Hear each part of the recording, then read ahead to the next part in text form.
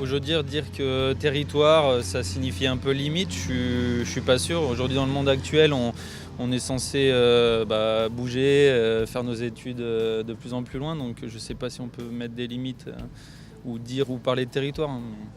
Quelle limite y est du territoire? Ça va jusqu'à la Mure, ça va jusqu'à la Claile. Ouais, pour moi, ça s'étend jusqu'à la limite de Romans.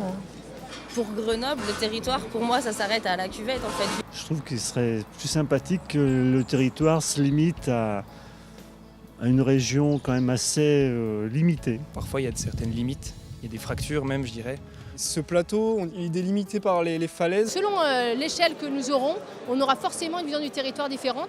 Le tout, c'est qu'il y a adéquation entre ce que pensent les élus et ce que vivent les habitants. Et il faut trouver la bonne taille, la bonne maille pour qu'un territoire puisse vivre. On doit chercher les meilleures échelles pour travailler ensemble en tant qu'élus. Qu'est-ce qu'on veut faire avec ce territoire ?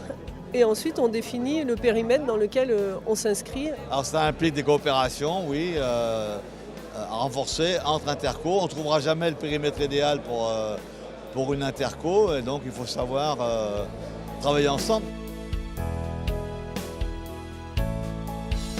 Selon les hommes, leur territoire sera différent selon les cultures. Que ça soit lié à la langue ou à la culture ou à un vécu. L'ensemble des gens qui habitent le territoire partagent des valeurs.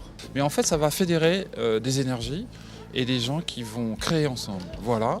Et donc, ils sont capables d'accueillir les autres et de partager avec les autres. C'est une surface où les gens partagent des données de vie communes et où ils aiment aller partager et ils s'y retrouvent. Et à partir du moment où on a un projet commun qui est partagé, c'est beaucoup plus simple de faire évoluer le territoire dans toutes ses composantes. On a vraiment tout intérêt, tous et besoin d'aller vers cette solidarité grandissante entre les territoires. Le territoire, c'est non seulement l'emprise géographique et administrative, mais c'est surtout la vie qu'on a sur le territoire.